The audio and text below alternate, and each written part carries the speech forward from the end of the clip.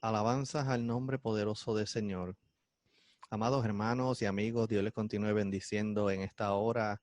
Bienvenidos sean todos al estudio bíblico del libro de Apocalipsis. Este es tu hermano Luis Daniel, saludando a todos los que se están conectando en esta hora a través de las distintas plataformas digitales. Vamos a comenzar con el próximo capítulo que tenemos para esta noche. Solamente recordándole a todos que si tienen algún comentario, alguna duda, lo pueden escribir en la parte donde dice comentarios o el chat. Y cuando tenga la oportunidad te estaré contestando cualquier duda que tengas relacionada al libro de Apocalipsis. Así es que vamos a comenzar con el próximo capítulo que tenemos para esta noche, que es el capítulo número 14 del libro de Apocalipsis, que se titula Actos preparativos antes de los últimos 7 juicios. No solamente vamos a cubrir el capítulo 14, sino también vamos a cubrir el capítulo número 15. Se titula Actos preparativos antes de los últimos 7 juicios. En estos 2 capítulos vamos a estar viendo precisamente como si fuera una antesala, un preview, para luego la semana que viene movernos al capítulo 16, que serían las últimas 7 copas de ira que Dios derramaría sobre la faz de la tierra, sobre el pueblo pecador, sobre las huestes de maldad. A manera de introducción, dice, los capítulos 14 y 15 se dividen en 4 partes esenciales. En el capítulo 14, Juan anticipa el triunfo del Cordero, a quien ve en el monte de Sión, acompañado de los 144,000 sellados. Lo vamos a explicar quiénes son ellos, porque, para adelantarles, son los mismos que vimos en capítulos anteriores. Luego él, entiéndase, el apóstol Juan, transmite los mensajes de los 3 ángeles. El primero hace un llamado a los moradores de la tierra para que teman a Dios, pero estos no obedecen. El segundo anuncia la inevitable caída de Babilonia, que representa el dominio gentil en lo político y religioso. Vamos a ver un poquito más sobre la caída de Babilonia al final del capítulo 16 y los capítulos 17 y 18. El tercero anuncia el tormento eterno de los que adoren a la bestia y a su imagen. La última parte del capítulo 14 predice la siega y la vendimia de la tierra, con lo cual se anticipan los juicios con que Dios concluirá totalmente la destrucción de los enemigos de su Hijo, quien pisará el lagar de la ira divina. La semana pasada estuvimos hablando sobre la marca de la bestia, que es lo que solamente se podrá usar para las personas puedan comprar o vender, hacer negocios en la tierra. Y también vimos la semana pasada en el capítulo 13 la imagen que se hizo, que se va a hacer para que los habitantes adoren al anticristo mediante una imagen que va a tener potestad, va a tener vida, va a hacer maravillas para engañar a los moradores de la tierra. Entonces, aquí vamos a ver también sobre lo que es el lagar, que vamos a ver unas ilustraciones más adelante sobre qué significa este particular.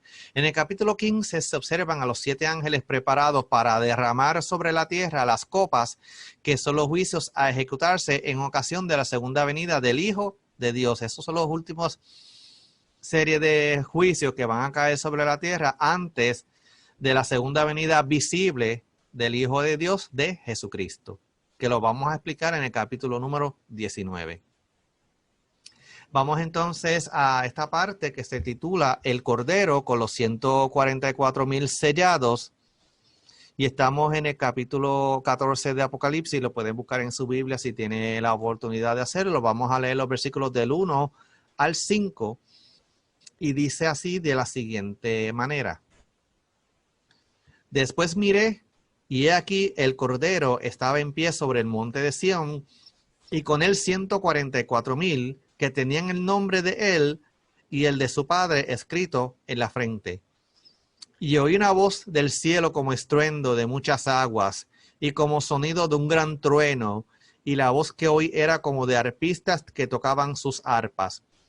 Y cantaban un cántico nuevo delante del trono y delante de los 4 seres vivientes y de los ancianos, y nadie podía aprender el cántico sino aquellos 144,000 que fueron redimidos de entre los de la tierra. Estos son los que no se contaminaron con mujeres, pues son vírgenes. Estos son los que siguen al Cordero por donde quiera que va. Estos fueron redimidos de entre los hombres como primicias para Dios y para el Cordero. Y en sus bocas no fue hallada mentira, pues son sin mancha delante del trono de Dios. Vamos a ver en el versículo 1, primeramente, dónde es que están ubicados los 144,000 delante del Cordero. Dice en el versículo 1 que el apóstol Juan vio al Cordero que estaba de pie sobre el monte de Sión, y junto con él estaban 144,000 que tenían un nombre, el nombre de él y del Padre en su frente. Existe variedad de opiniones en la ubicación del monte de Sión. El libro de texto, que es el que estamos usando principalmente, escrito por Wilfredo Calderón, dice que se refiere al cielo. Tienen la cita bíblica de Hebreos 12:2, donde estarán los redimidos antes de la segunda venida de Cristo. La opinión de esta tiene que ver con aquellos que Dios ha reservado para antes de la segunda venida, que es la iglesia, los redimidos que dieron su vida por causa de la palabra, por causa de Jesucristo.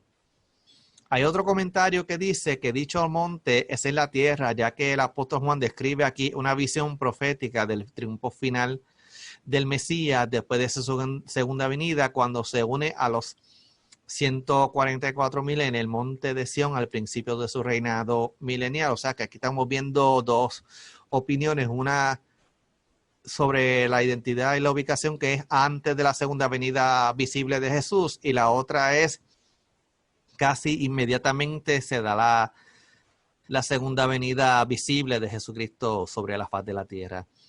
El Salmo 2, versículo 6 describe el lugar donde el Mesías ha de reinar cuando venga por segunda vez en la tierra, y sabemos que la palabra nos dice que él va a reinar en la tierra, pero más específico dice Salmo 2, versículo 6, dice, pero yo he puesto mi rey sobre Sión, mi santo monte. O sea que en otras palabras estamos diciendo de que Jesucristo va a reinar sobre la tierra, pero que su ubicación del trono va a ser en el monte de Sión.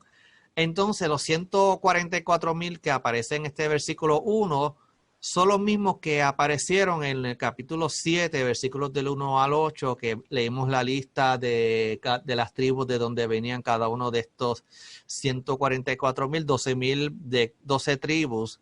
Y explicamos la vez pasada que había 2 de las tribus que no se mencionaron, la tribu de Dan y la tribu de Efraín, pero sí se mencionó a la tribu de José en sustitución del nombre de Efraín. Y explicamos las razones por las cuales posiblemente estas 2 tribus no se mencionaron en esa lista.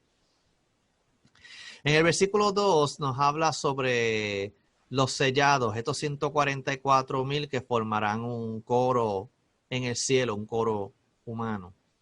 Dice el versículo 2 que el apóstol Juan escuchó una voz del cielo y explica que era como el estruendo de muchas aguas y como sonido de un gran trueno, y la voz que escuchó era como de arpistas que tocaban sus arpas. Ubicado como estaba el apóstol Juan, oye en ese momento un sonido que es como el del trueno, es decir, muy potente, y también como de muchos instrumentos de cuerda tocando a la vez. O sea que era un sonido bastante fuerte, porque cuando cae un trueno cerca pues se oye bien fuerte. Las características de la voz que Juan oyó denotan poder, autoridad y algo sublime, que cuando los instrumentos son tocados en forma armoniosa, pues y máxime si es para exaltar el nombre del Señor, uno siente como que se eleva en una adoración celestial. Dice el versículo 3, hablando del apóstol Juan, que cantaba un cántico nuevo delante del trono y delante de los 4 seres vivientes y de los 24 ancianos. Pero un detalle dice al final, y nadie podía aprender el cántico sino aquellos 144,000 que fueron redimidos de entre los de la tierra. Dice El comentario: ellos cantarán delante del trono de Dios. También cantarán ante los 4 seres vivientes mencionados en el capítulo 4. También cantarán ante los 24 ancianos. Se entiende los 24, los cuales también están sentados alrededor del trono. No obstante, nadie de ellos, solo los 144,000 eran los que podían cantar ese cántico. Evidentemente, su cántico, que es nuevo, tendrá que ver con ellos, ya que solo ellos lo podrán aprender. Es como si fuera un cántico asociado con su posición como redimidos que están delante del trono de Dios. El versículo 4 nos comienza a mencionar las cualidades especiales de estos 144,000 siervos de Dios. Dice el versículo 4 que son los que no se contaminaron con mujeres, pues son vírgenes. Sin embargo, hay muchos comentaristas, especialmente los católicos, con la doctrina del celibato, y la doctrina opina que estos 144,000 van a ser personas que no se van a casar ni van a tener relaciones con el sexo opuesto. Precisamente la doctrina del celibato es esta, que aquellos que aspiren al sacerdocio pues no van a poder casarse. Si son monjas no van a poder tampoco casarse con nadie, ni aunque se avale el matrimonio entre personas del mismo sexo, pues el celibato dice que no te puedes casar. Ser vírgenes podría ser símbolo de pureza espiritual. Contaminarse con mujeres puede referirse a la prostitución y todo lo que es sexualmente impuro. En el versículo 4, en la nueva versión internacional, dice que es sin contaminarse con ritos sexuales. O sea que son vírgenes en el sentido, según este comentario, de que aún siendo casados, pues no estuvieron en ninguna orgías sexuales, sino que se mantuvieron fieles a su pareja, a su esposa en particular. Sigue diciendo el versículo 4, estos son los que siguen al Cordero por donde quiera que va. Así como Jesús solo seguía al Padre, estos creyentes, tanto sobre la tierra como en el cielo, siguen solo a Cristo. Esto nos habla de obediencia y sumisión a Dios. O sea que ellos estaban junto con el Cordero en todo lugar. Y termina diciendo el versículo 4 que estos fueron redimidos de entre los hombres como primicias para Dios y para el Cordero. Las primicias son los primeros frutos de una cosecha y se deben traer al altar como una ofrenda de gratitud, según Éxodo 34:26. Los 144,000 serán una ofrenda consagrada al servicio del Cordero. O sea que estos 144,000 van a ser una ofrenda, pero de sacrificio, de consagración personal, que van a estar adorando a Dios, sirviéndole solamente a Dios. Y son estos 144,000 que Dios va a sellar con un propósito en particular, y luego que cumplan con su función, pues van a ser llevados a la presencia del Señor. Dice la Biblia que nadie los puede tocar, que no pueden tocar a esos 144,000 sellados. Pero estos son 144,000 de los hijos de Israel. Y sigue diciendo en el versículo 5, y en sus bocas no fue hallada mentira, pues son sin mancha delante del trono de Dios. De esta manera se da testimonio de la sinceridad y transparencia del mensaje que transmitirán estos testigos del Cordero de Dios. Una de las razones por las cuales serán escogidos y señalados para andar con el Cordero es la rectitud de sus palabras. Siendo intachables en sus conductas, también lo serán en sus palabras. O sea que estos 144,000 daban testimonio no solo por sus actos, sino por sus palabras, que así mismo debemos ser nosotros, que nuestra conducta y nuestra forma de hablar vayan de la mano, no sean como líneas opuestas, que yo digo una cosa y hago otra. Vamos entonces a la próxima parte del capítulo 14. Vamos a ver el mensaje de los 3 ángeles que aparecen en escena, que el apóstol Juan describe qué es lo que hacen estos 3 ángeles. Y dice así en Apocalipsis 14, del 6 al 13, de la siguiente manera. Vi volar por en medio del cielo a otro ángel que tenía el evangelio eterno para predicarlo a los moradores de la tierra, a toda nación, tribu, lengua y pueblo, diciendo a gran voz: temed a Dios y dadle gloria, porque la hora de su juicio ha llegado, y adorad a aquel que hizo el cielo y la tierra, el mar y las fuentes de las aguas. Otro ángel le siguió diciendo, ha caído Babilonia, la gran ciudad, porque ha hecho beber a todas las naciones del vino del furor de su fornicación. Y el tercer ángel lo siguió diciendo a gran voz, si alguno adora a la bestia y a su imagen y recibe la marca en su frente o en su mano, él también beberá del vino de la ira de Dios, que ha sido vaciado puro en el cáliz de su ira, y serán atormentados con fuego y azufre delante de los santos ángeles y del Cordero. Y el humo de su tormento sube por los siglos de los siglos. Y no tienen reposo de día ni de noche los que adoran a la bestia y a su imagen, ni nadie que reciba la marca de su nombre. Aquí está la paciencia de los santos, los que guardan los mandamientos de Dios y la fe de Jesús. Oí una voz desde el cielo que me decía, escribe, bienaventurados de aquí en adelante los muertos que mueren en el Señor. Sí, dice el Espíritu, descansarán de sus trabajos porque sus obras con ellos siguen. Vamos a ver este versículo 6 que nos habla bajo el subtema, el Evangelio eterno exige que todos teman a Dios, y dice el versículo 6 que el apóstol Juan vio volar por en medio del cielo a otro ángel que tenía el Evangelio eterno para predicarlo a los moradores de la tierra, a toda nación, tribu, lengua y pueblo. Este Evangelio eterno constituye un llamado de emergencia a los que en medio de todas las adversidades puedan recibir los beneficios de la sangre de Jesucristo. O sea que este es un evangelio que se va a estar predicando de forma de emergencia, como quien dice, reciban a Jesucristo, reciban lo que Jesús hizo a favor de la humanidad. Los que moran en la tierra es referencia a los incrédulos, ya que los cristianos ya han obedecido este mensaje.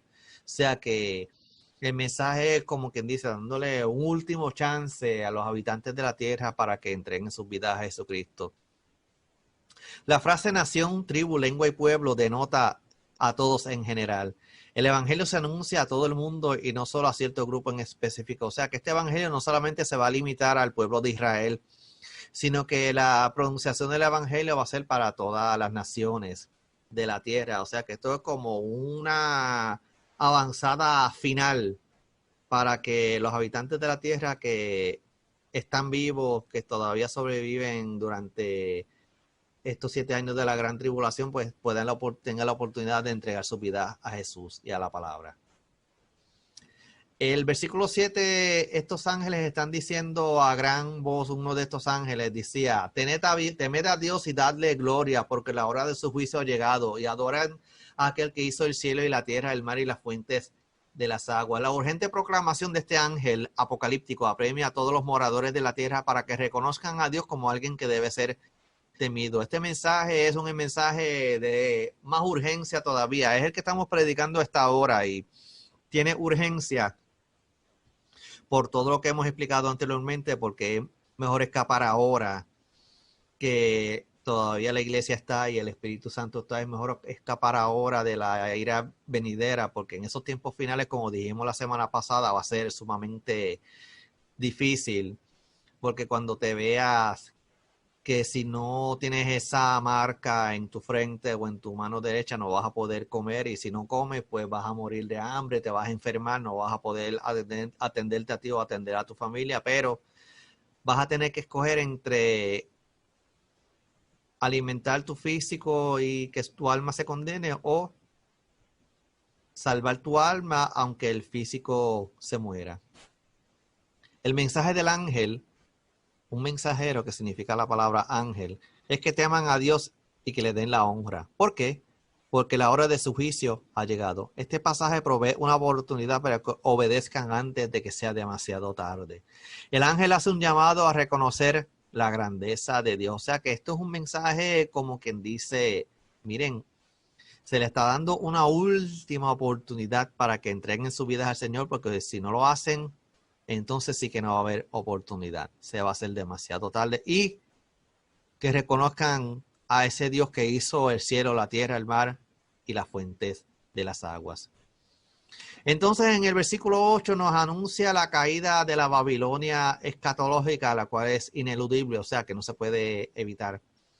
Dice el versículo 8, otro ángel le siguió, que es el segundo, diciendo, ha caído Babilonia, la gran ciudad. El segundo ángel proclamará una noticia que será celebrada con júbilo por todos los que hayan sido oprimidos por el diabólico sistema de la bestia. La caída de la capital del nuevo imperio será un hecho ineludible, pues de ellos dependerá el derrumbe total del poder del anticristo. Es necesario aclarar que el nombre Babilonia se usa aquí figuradamente, o sea que a pesar de que Babilonia fue un imperio que estuvo dominando al pueblo de Israel, especialmente cuando los cautivos del Reino del Sur fueron llevados a Babilonia por 70 años, fue un imperio bastante terrible. Pero se habla en términos figurativos de que no necesariamente se va a llamar Babilonia como tal este imperio, pero se usa en términos para uno asociar bíblicamente hablando lo que fue el imperio de Babilonia en los tiempos del pueblo judío, unos 600 a 500 años antes de que Jesucristo viniera a la tierra. En cuanto al significado precisamente de Babilonia, el nombre de Babilonia se convirtió en una palabra abominable tanto en el lenguaje de las Sagradas Escrituras como en el criterio religioso del pueblo judío, por lo que le expliqué anteriormente. Así como Babilonia fue el peor enemigo de los judíos, el naciente imperio romano, para los efectos, llevaba poco tiempo cuando el apóstol Juan escribió esta carta, esta epístola, este libro profético de Apocalipsis. Fue el peor enemigo de los primeros cristianos. Sabemos que los romanos persiguieron a los cristianos, los llevaron vivos a las hogueras, los echaron vivos a las fieras, a los leones en los coliseos romanos, los decapitaron, le atravesaron lanzas, hicieron atrocidades contra los cristianos. Juan, que no pudo atreverse a hablar en contra de Roma abiertamente, aplicó el nombre de Babilonia a este enemigo del pueblo de Dios, Roma, y por extensión a todos los enemigos de Dios de todos los tiempos. O sea que aún así el apóstol Juan, sabiendo, pues confiaba en Dios, pero para no hacer una alusión directa al imperio romano, quiso usar el nombre de Babilonia. Y la razón es porque que es de la caída de este imperio, dice al final del versículo 8, porque ha hecho beber a todas las naciones del vino del furor de su fornicación. La idolatría y la adoración del monstruo, de este monstruo diabólico, implica las inevitables consecuencias de beber la copa de la ira del juicio de Dios. O sea que este imperio, su fin era de que la gente de la tierra pues no adoraran a Dios, sino que se fueran a la idolatría, a la adoración en aquellos tiempos era la adoración al emperador, para que los romanos consideraban al emperador como si fuera su Dios, su Salvador, y que nadie podía adorar a nadie si no fuera al emperador romano. Es como que nos está dando una idea de que este imperio babilónico, y lo vimos también la semana pasada, que el fin era de que la gente no adoraran a Dios, sino que adoraran al diablo, adorasen al anticristo, al falso profeta. Pero sin embargo, en la caída de este imperio, pues la razón es porque este imperio hizo que estas naciones que se fueron tras de este imperio bebieran el furor de esta fornicación, de esta maldad de adorar a los ídolos, a las imágenes y no adorar a Dios. Y tenemos 3 citas bíblicas aquí. Tenemos el tercer ángel que nos anuncia el castigo eterno a los que adoren a la bestia y a su imagen. Dijo el tercer ángel, que lo siguió diciendo a gran voz: si alguno adora a la bestia y a su imagen y recibe la marca en su frente y en su mano, es una advertencia que va dirigida especialmente a todos los que van a ser tentados a él y a los que le conozcan, a los que le pongan la marca de la bestia, lo adoren así como a su imagen, es decir, a todos aquellos que se postren al anticristo, todos aquellos que se sometan incondicionalmente al gobierno del anticristo aceptando su marca. O sea que hay una advertencia a aquellos que se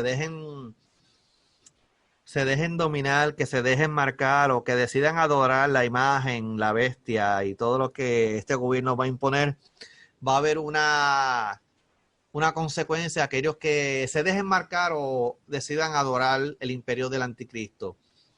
Y la consecuencia es la siguiente: él, o sea, la persona, también beberá del vino de la ira de Dios que ha sido vaciado puro en el cáliz de su ira. Cuando dice el vino de la ira de Dios será vaciado puro, este vino que todo aquel que se una al anticristo beberá, es el castigo que Dios le enviará dada su justa ira. O sea que esto no va a ser adulterado, sino que la ira que va a recibir esa persona que decida adorar la imagen y dejarse marcar para poder comprar o vender, pues va a recibir un castigo justo. Va a ser justo, pero va a ser terrible. Mientras que tan comúnmente se mezclaba el vino con agua, este vino de la ira de Dios es sin mezclar. Ni una gota de agua hay para enfriar su calor. Ninguna gracia ni esperanza la acompañan. Esta terrible amenaza bien puede elevarnos por encima de las amenazas de los hombres. Esta copa sin mistura ya está preparada para Satanás y para los seguidores de la bestia. O sea que en otras palabras, este castigo va a ser puro. Esto no va a ser adulterado, no va a ser... no se le va a quitar un poquito, sino que va a ser vaciado con toda ímpetu para aquellos que decidan irse en contra de Dios y adorar a Satanás, adorar la imagen del anticristo, dejarse marcar para poder comprar o vender, disque para poder sobrevivir. Pero si se dejan hacer, van a tener que pagar las consecuencias de su elección. Dice también el versículo 10, lo que leímos anteriormente era del versículo 10 y termina diciendo el versículo 10: y será atormentado con fuego y azufre delante de los santos ángeles y del Cordero. Este tormento, que es eterno, tiene un efecto en un lugar muy concreto, que es el lago que arde con fuego y azufre, que lo vamos a ver en el capítulo 20 de Apocalipsis. Los santos ángeles de Dios llevarán a ese lugar a cada individuo que dé la espalda definitivamente a Dios, acogiéndose al hombre de pecado. O sea que esa es la consecuencia para aquel que decida darle la espalda a Dios y unirse al imperio del anticristo. Está bastante claro. Dice el versículo 11: y el humo de su tormento sube por los siglos de los siglos, y no tienen reposo de día ni de noche los que adoren a la bestia y a su imagen, ni nadie que reciba la marca de su nombre. En otras palabras, los que le rindan culto al diablo a través de la imagen de la bestia y gocen de los beneficios temporales del mundo por haber recibido la marca del anticristo se enfrentarán a la condenación eterna. O sea que aquellos que decidan irse tras del anticristo y dejarse marcar, ya están condenados eternamente. Ya no va a haber oportunidad alguna de echarse para atrás. Versículo 12 nos habla sobre la paciencia de los santos, los que guardan los mandamientos de Dios y la fe en Jesús. Por un lado vimos a aquellos que se dejen marcar van a recibir su justa retribución, su justo castigo. Pero por el otro lado tenemos a los mártires de la fe, los que tengan el valor de dar testimonio de Jesús en ese tiempo de calamidad. O sea que aún así se atrevan a testificar de Jesucristo, que se nieguen a adorar la imagen de la bestia, el anticristo, que se nieguen a marcar, a dejarse marcar en la frente o en la mano para poder comprar o vender, resucitarán para unirse a la iglesia y vivirán en la gloria con su Salvador para siempre. Que aquí lo vamos a explicar un poquito más adelante en el capítulo 20 sobre la resurrección de los que sobrevivan, de los que no sobrevivan durante los 7 años de la gran tribulación, que no quieran adorar la imagen, no quieran dejarse marcar, sino que van a dar su vida. Ellos también van a resucitar. Eso lo explicamos previamente, lo explicaremos nuevamente cuando lleguemos al capítulo 20. Y entonces dice en el versículo 13 y 14 la importancia de morir en el Señor esos días. Dijo el apóstol Juan que escuchó una voz desde el cielo que le dijo: escribe, bienaventurados de aquí en adelante los muertos que mueren en el Señor. Sí, dice el Espíritu, descansarán de sus trabajos, porque sus obras con ellos siguen. Dice la palabra, hablando en Filipenses 1:21, que morir en el Señor en cualquier momento es una bendición, que dijo el apóstol Pablo que para él vivir el Cristo, pero que el morir era ganancia. Sabemos que los que mueran en el Señor pues van a recibir su recompensa, pero los que mueran en el Señor en esos momentos de opresión diabólica, va a ser un acto de fe, de valor y de abnegación. O sea que en otras palabras, los que mueran en el Señor en esos tiempos finales es porque tuvieron la valentía de negarse a adorar la imagen de la bestia, seguir el juego del anticristo, no quisieron marcarse para poder comprarlo o venderlo, y más aún no quisieron negar a Cristo, sino que se mantuvieron fiel hasta la muerte. Y el Señor ya tiene la recompensa de vida eterna para aquellos. Pero ahora que estamos en estos tiempos, vemos que hay vidas que han estado dando su vida por causa del Evangelio, pero no se compara con lo que va a suceder en esos tiempos finales. Así que es momento. Aquí todavía en Puerto Rico, en Estados Unidos, hay algo de persecución, pero no hay los niveles que estamos viendo en algunos países en el Medio Oriente, especialmente la ventana 1040, y mucho menos lo que va a suceder en esos tiempos donde el anticristo va a estar con su furia, sabiendo Satanás que le queda poco tiempo. De ahí la bienaventuranza que Juan debía anotar en su libro para alentar a todos los que tengan que enfrentarse a la muerte por el nombre de Jesús. Los que no mueran en el Señor tendrán que enfrentarse al juicio y la condenación, pero los que den su vida por Jesús serán dichosos, bienaventurados, gozosos. ¿Por qué? Porque van a morir por causa del Evangelio. Van a ser otro grupo grande de mártires por causa de Jesucristo. Ahora mismo tenemos hombres y mujeres que son mártires de la fe. Desde Esteban hasta el día de hoy han habido miles y millones de mártires por causa de Jesucristo, pero en esos tiempos finales el martirio va a ser mucho mayor en 7 años que en 20 siglos del cristianismo actualmente.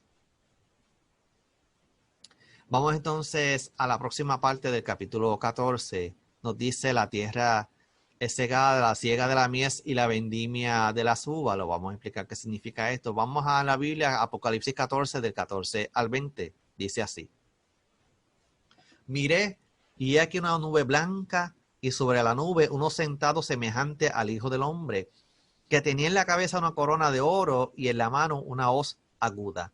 Y del templo salió otro ángel, clamando a gran voz al que estaba sentado sobre la nube: mete tu hoz y ciega, porque la hora de cegar ha llegado, pues la mies de la tierra está madura.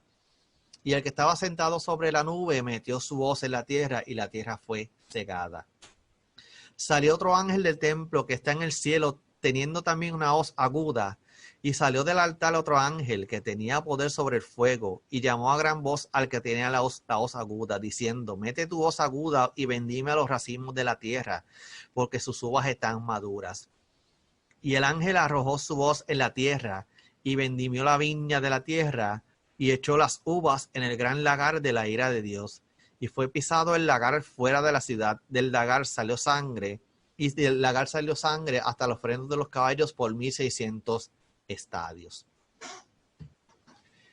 Vamos a ver los juicios de las copas que están siendo anunciados primeramente con la siega de la mies. Dijo el apóstol Juan que vio en el versículo 14: y aquí una nube blanca, y sobre la nube uno sentado semejante al Hijo del Hombre, que tenía en la cabeza una corona de oro y en la mano una hoz aguda. Las características con que se presenta este primer personaje son propias del Hijo del Hombre cuando venga en su gloria. Nos dice que venía sentado en una nube blanca, semejante al Hijo del Hombre. Hace mención del distintivo mesiánico de Jesús como Rey de Reyes.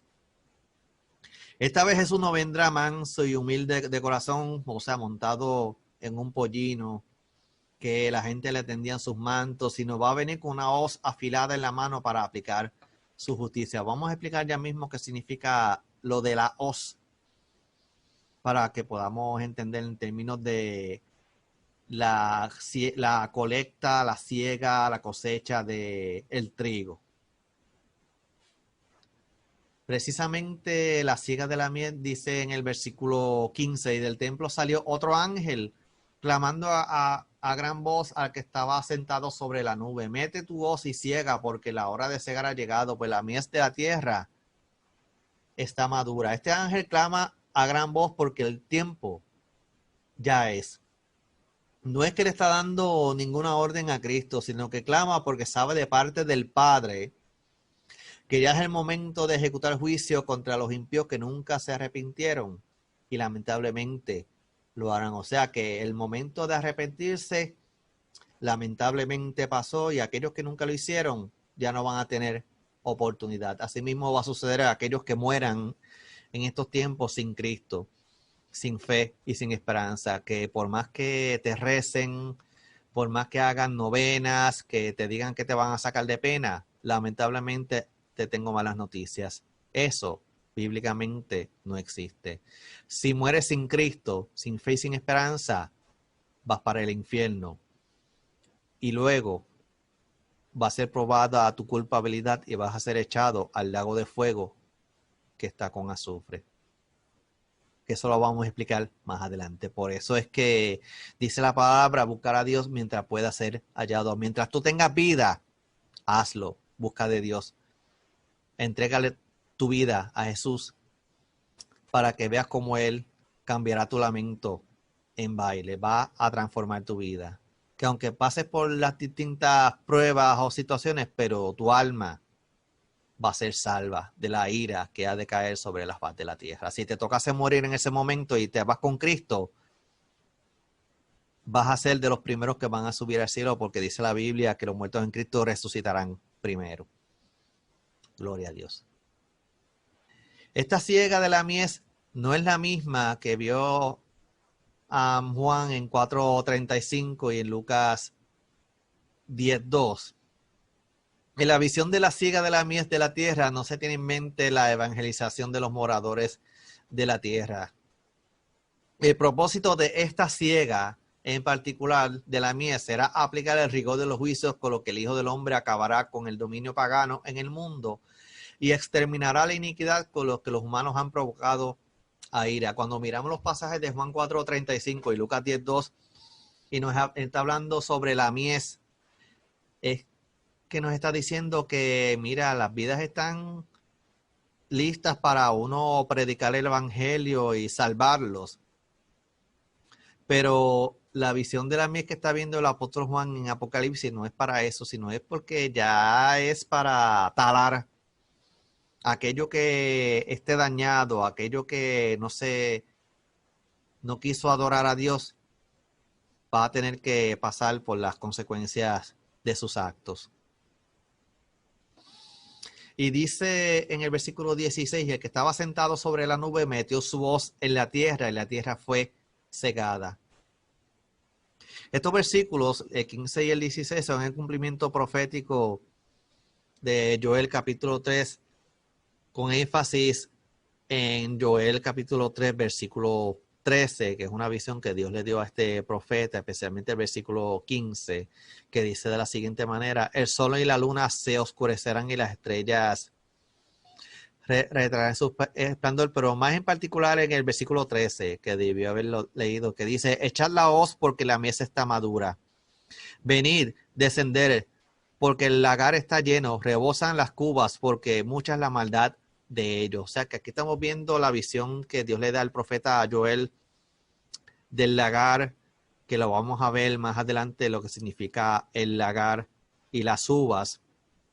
Y también metían la hoz para cegar el trigo y cortar la paja, que es la que nos sirve. Como dice la Biblia, que la paja va a ser quemada en fuego.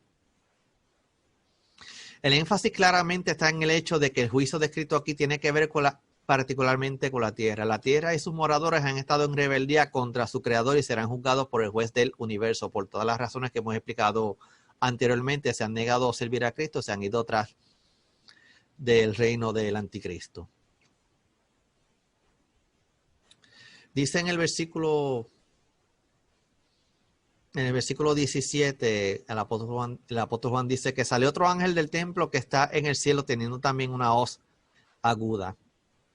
Desde el templo de Dios en los cielos, otro ángel lleva otra hoz aguda preparada para vendimiar. O sea que aquí estamos viendo dos hoces. Una de parte del Señor y otra de parte de un ángel. La hoz aguda es simbólica de la severidad del juicio que será ejecutado por el ángel.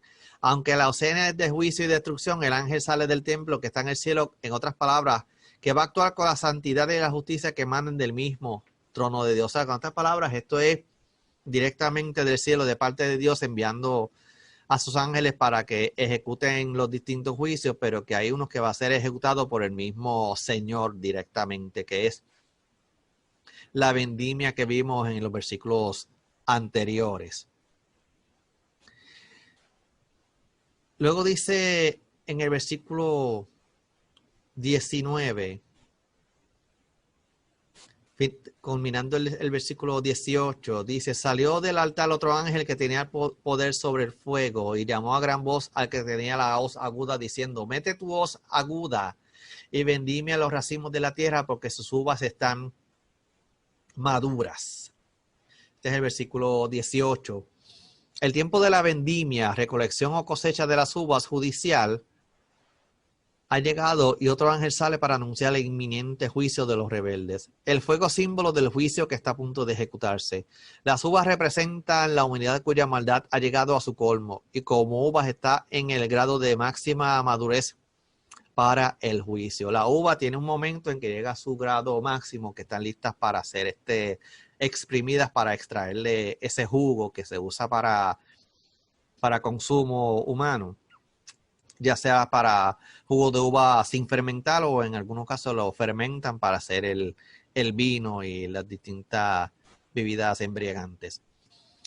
Pero aquí estamos viendo unas escenas, la escena de la mies con el trigo y la escena de las uvas con su vid. Es que el apóstol Juan está usando un lenguaje típico de la época, que eso era lo más que se cosechaba, el trigo para el pan y la uva para el vino, para el jugo de uva. Y cuando era la época adecuada, pues tanto el trigo era segado para recogerlo, para recoger su grano, como las uvas eran recogidas para llevarlas al lagar, para que fueran exprimidas para hacer el jugo o el vino, según fuera el uso que se le fuera a dar. Es como que dice: mira, llegó el momento, vamos a meter mano y es hora de enjuiciar a los moradores de la tierra que siguieron tras del anticristo. Entonces dice en el versículo 19: y el ángel arrojó su hoz en la tierra y vendimió la viña de la tierra y echó las uvas en el gran lagar de la ira de Dios. Obediente al ángel, arroja la hoz en la tierra de Israel. La expresión arrojó su hoz nos habla de un acto violento, de un acto de guerra. El lagar de la ira de Dios no puede ser sino el Armagedón que está en Israel, que lo vamos a explicar un poquito más adelante también en el capítulo 16 de Apocalipsis. También lo vamos a mencionar un poquito más adelante. Allí se resolverá el completo la ira de Dios contra las naciones enemigas de Dios y su pueblo. Vamos a explicar más adelante que ese va a ser el lugar donde las naciones se van a congregar para pelear contra el pueblo de Israel, contra el trono de Dios. Pero para darle un preview, ya nosotros tenemos en la Biblia cuál va a ser el resultado final de ese intento de pelear contra el Cordero y contra el pueblo de Dios. Van a perder. En cuanto al lagar, pues este era un recipiente en el cual se exprimía la uva madura con los pies descalzos. Dicho recipiente tenía agujeros en el fondo por donde fluía el jugo de la uva, el cual se llevaba en vasijas para ser usado fresco o para dejarlo fermentar. Esta es una figura perfecta de todas las guerras, la batalla del Armagedón. O sea, cuando dice que las uvas fueron llevadas al lagar, fueron llevadas al lugar donde van a ser exprimidas para sacarle el jugo, para el vino, para hacer el líquido, para sacarle ese jugo de las uvas. Vamos a ver una ilustración aquí. Tenemos a un hombre parado en el lagar. Ahí están las uvas y ahí están los distintos agujeros. Entonces en la parte de abajo se está colectando el jugo o el vino que se va a ser usado para consumirlo, ya sea en el momento o dejarlo fermentar para hacer el vino. Y esto es lo que nos está dando como una figura de qué es lo que va a suceder en ese lugar. Cuando obviamente para que el hombre pueda sacar jugo de uva de ese fruto, pues tiene que pararse y hacer bastante presión con los pies para que pueda salir ese jugo de las uvas. De lo contrario, no va a salir nada. O sea que en otras palabras, nos está dando una idea de que la severidad del juicio que va a caer sobre los que quieran pelear contra el pueblo de Dios va a ser tanta que se está comparando como la uva siendo pisada en el lagar, y de la única manera que puede salir el jugo de esa uva es pisándola con bastante violencia. Y dice el versículo 20, y fue pisado el lagar fuera de la ciudad, y del lagar salió sangre hasta los frenos de los caballos por 1600 estadios. El lagar de la ira de Dios será la llanura de Armagedón, donde tendrá lugar la final y más brutal batalla que jamás haya conocido la humanidad. Esa realmente será una batalla de Dios, ya que la misma escritura la define como el más importante de sus juicios sobre esta tierra. Empezará en Bosra, que es la actual Buceira, que ahí tenemos la cita de Isaías 63, versículo 1. La distancia que existe entre ese lugar y Armagedón es de 1600 estadios, o sea, 320 kilómetros. Armagedón, para los que no sepan dónde está situado al oeste del río Jordán, en la llanura de Jezreel, en Galilea, más o menos a 100 kilómetros al norte de Jerusalén. También se le conoce como el Valle de la Decisión en Joel 3.14 o el Valle de Josafat en Joel 3.12. En ese lugar se libraron sangrientas batallas en la época bíblica. Ya tenemos las dos citas bíblicas de Jueces y de Segunda de Reyes. Ahí tenemos la ilustración del Valle de Megido o el Valle de Armagedón, que es un valle bien grande que está al norte de Jerusalén.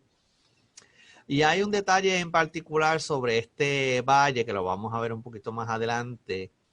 Precisamente el general Napoleón Bonaparte, que estaba frente al Valle de Megido, antes de la batalla que frustró su intento de conquistar el este y reconstruir el imperio romano. Mientras contemplaba esa gran llanura del Armagedón, este general declaró: todos los ejércitos del mundo podrían maniobrar sus fuerzas en este gran valle. O sea que hace como unos 300 años aproximadamente, 200 a 300 años, este general estuvo en pie frente a este valle y al mirarlo contempló, obviamente inspirado por Dios. Dios les dio una visión de que en ese lugar podría caber todos los ejércitos de la tierra, y precisamente en ese valle es que se va a dar esa batalla final para intentar atacar el reino de Dios, el pueblo de Israel, es más específico la ciudad de Jerusalén, pero vamos a ver en el capítulo 19 qué es lo que va a pasar en aquella batalla. Vamos entonces al capítulo número 15, que este capítulo es un poquito más corto. Vamos a estar viendo a los 7 ángeles con las 7 postreras plagas y los santos vencedores. Y vamos a leer en el capítulo 15 de Apocalipsis los versículos del 1 al 4 y dice así: vi en el cielo otra señal grande y admirable, 7 ángeles que tenían las 7 plagas postreras, porque en ellas se consumaba la ira de Dios. Vi también como un mar de vidrio mezclado con fuego, y a los que habían alcanzado la victoria sobre la bestia y su imagen y su marca y el número de su nombre, en pie sobre el mar de vidrio con las arpas de Dios. Y cantan el cántico de Moisés, siervo de Dios, y el cántico del Cordero, diciendo: grandes y maravillosas son tus obras, Señor Dios Todopoderoso, justos y verdaderos son tus caminos, Rey de los santos. ¿Quién no te temerá, oh Señor, y glorificará tu nombre? Pues solo tú eres santo, por lo cual todas las naciones vendrán y te adorarán, porque tus juicios se han manifestado. Hay un cántico bastante similar que dice: grandes y maravillosas son tus obras, Señor Dios Todopoderoso, justos y verdaderos son tus caminos, Rey de la gloria, Rey de la gloria. Y al final dice: te adorarán y te adorarán y te adorarán y te adorarán y te adorarán. Gloria sea el nombre poderoso del Señor. Vamos entonces a ver qué significa esto. En el versículo 1, el apóstol Juan está diciendo que vio en el cielo otra señal grande y admirable. Eran 7 ángeles que tenían las 7 plagas postreras, porque en ellas se consumaba la ira de Dios. A las últimas 7 plagas también se les llama los juicios de las 7 copas. Comienzan prácticamente en el capítulo 16, Así como en el caso de las plagas anteriores, estas son universales y culminarán en la abolición de toda maldad. Ahí se consuma la ira de Dios y el fin del mundo, el mundo pecador en particular. Entonces vemos en el versículo 2, nos está diciendo que el apóstol Juan vio un mar de vidrio mezclado con fuego. Vamos a ver que hay dos diferencias entre este mar de cristal y el que aparece en el versículo 6 del capítulo 4. El mar del 15:2 está mezclado con fuego. También que el del 4:6 fue un escenario de adoración, mientras que en el del 15:2 es una escena de juicio.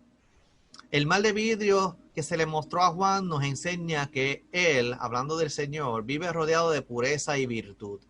El mar de vidrio mezclado con fuego también puede ser una alusión a la justicia con la cual el Señor habrá de aplicar todo lo que constituirá el proceso de sus juicios. O sea que en otras palabras, es como si el apóstol Juan estuviese viendo que el proceso de juicio que el Señor va a aplicar es justo, transparente, puro, pero va a ser terrible para el que reciba el juicio aquí en la tierra. Sigue diciendo el versículo 2, nos habla de los mártires que habían vencido, que estaban en pie sobre el mar de cristal, dice en el versículo 2 también, y a los que habían alcanzado la victoria sobre la bestia y a su imagen y su marca y el número de su nombre en pie sobre el mar de vidrio con las arpas de Dios. Estos mártires, ¿quiénes son? Que habían pasado la prueba de fuego. Por eso estarán de pie sobre el fuego y no se quemarán porque son vencedores. Alcanzaron la victoria sobre la bestia, su imagen, su marca y el número de su nombre. El precio de la victoria fue el sufrimiento y la muerte física a manos de esos desarmados que se levantarán cuando llegue ese tiempo, de la mano de la bestia, anticristo y de su profeta falso. La recompensa, estar de pie ante Dios mismo en el cielo, alabándole con música.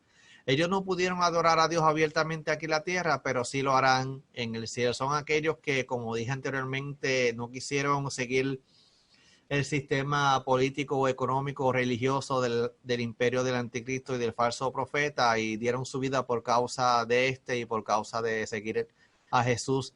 Entonces van a poder adorar a Dios abiertamente en el cielo. Pero ahora mismo podemos adorar a Dios abiertamente, por lo menos aquí en Puerto Rico y en Estados Unidos hasta cierto punto.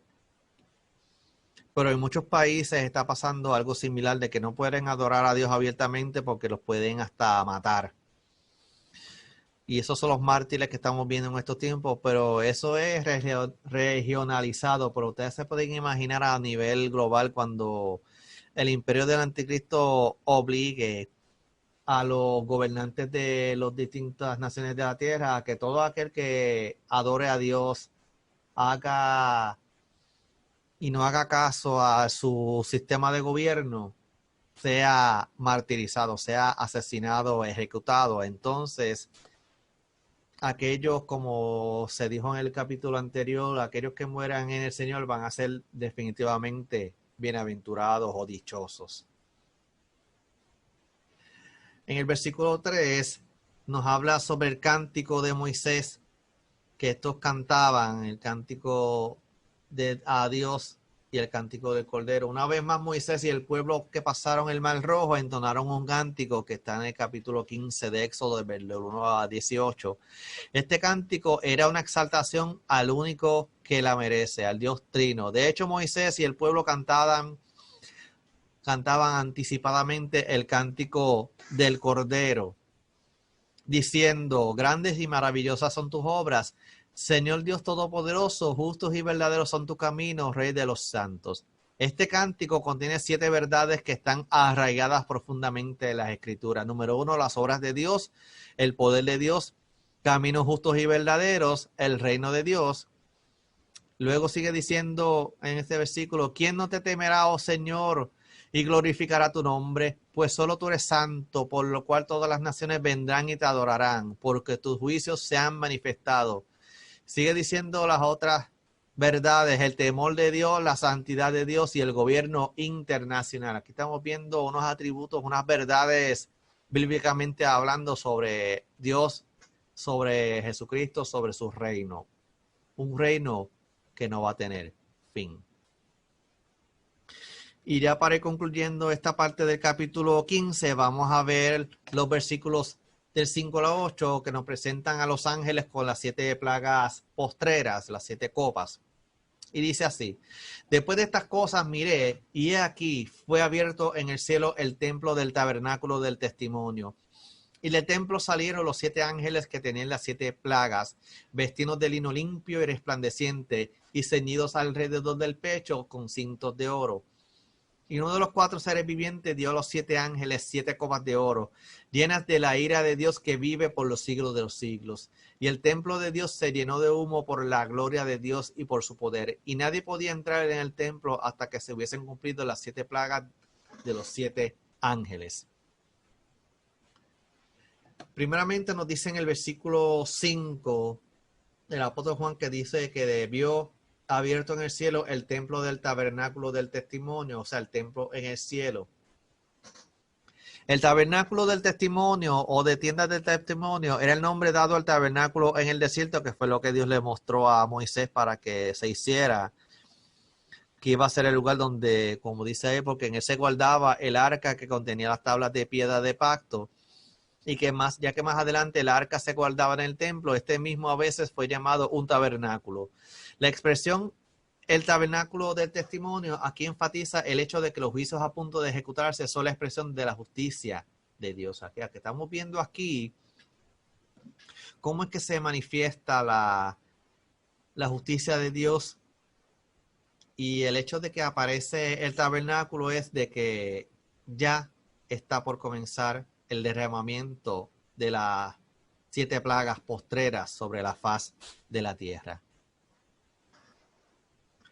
Y precisamente versículo 7 dijo el apóstol Juan que del templo salieron los 7 ángeles que tenían las 7 plagas, vestidos de lino limpio y resplandeciente y ceñidos alrededor del pecho con cintos de oro. Estos 7 ángeles, el número nuevamente simboliza la perfección y la plenitud, muestran por su vestimenta lo que son, es decir, seres santos, por lo tanto serán los encargados de ejecutar el castigo.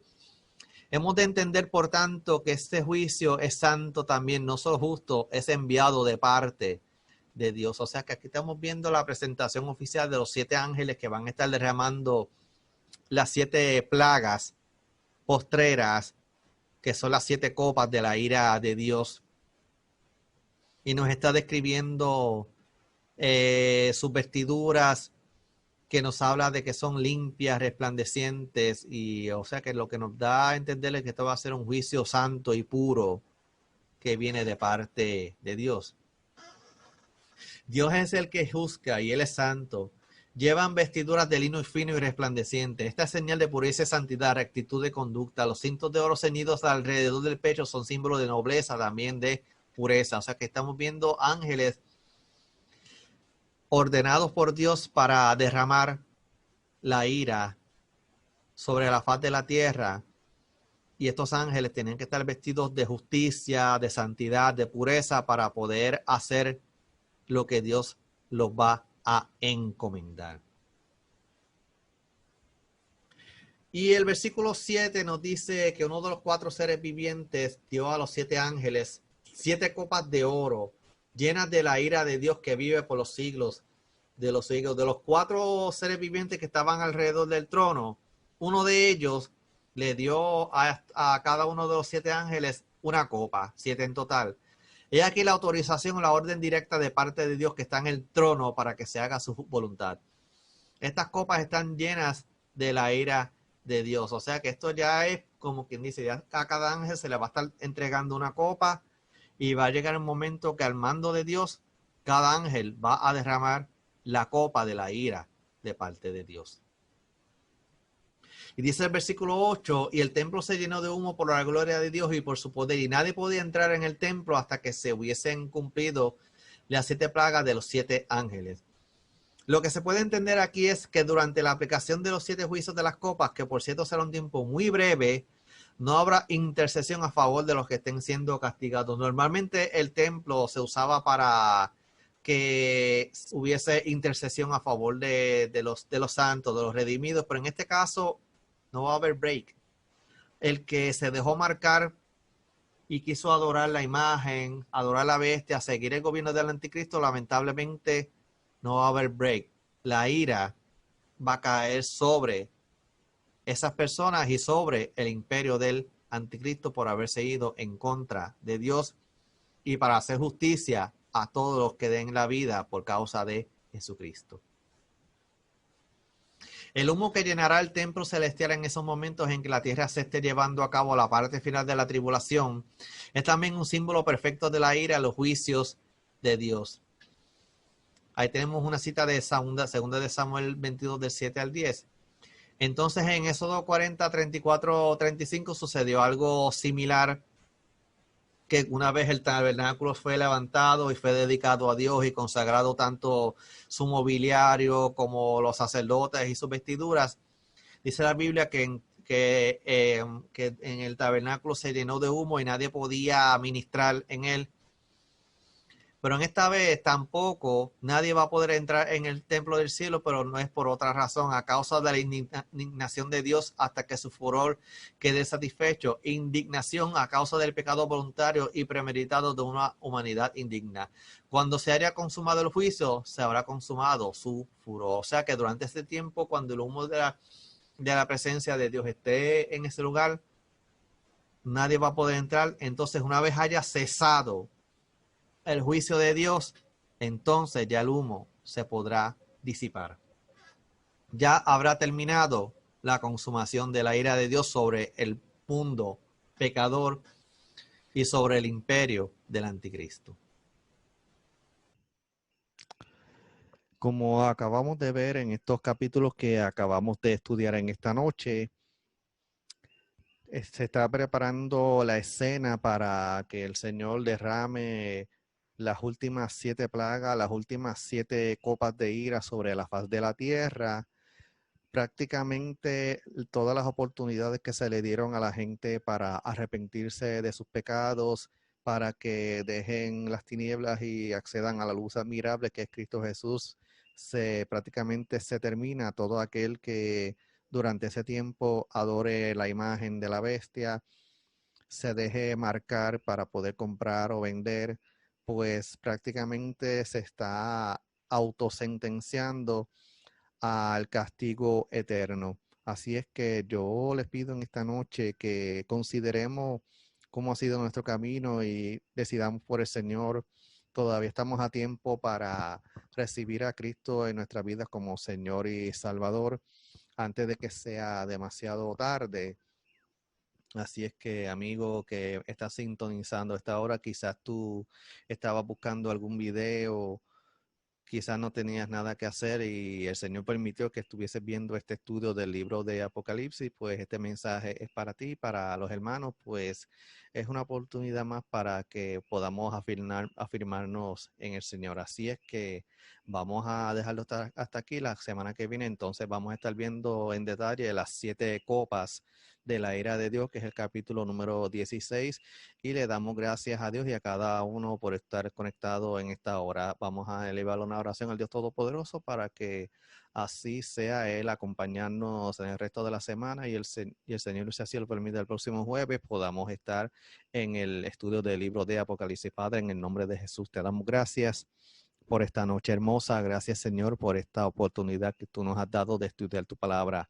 Gracias, Señor, porque tú has permitido que este siervo inútil, Padre amado, reciba la enseñanza para impartirla a otros. Permite, Señor, que lo que hemos aprendido en esta noche sea para edificación de nuestras vidas, para que cualquiera que esté apartándose del Señor regrese a los caminos antes de que sea demasiado tarde, Padre amado. Ayúdanos, Señor, a servirte, a amarte en espíritu y en verdad, para que cuando llegue el momento de partir de este mundo podamos estar en las mansiones celestiales por la eternidad. Así te lo pedimos en el nombre poderoso de Jesús. Amén y amén. Hasta aquí este estudio del libro de Apocalipsis. Dios les bendiga, Dios les guarde. Será hasta la próxima semana. Este es tu hermano Luis Daniel, que les envía un cordial saludo. Buenas noches, Dios les bendiga y que descansen.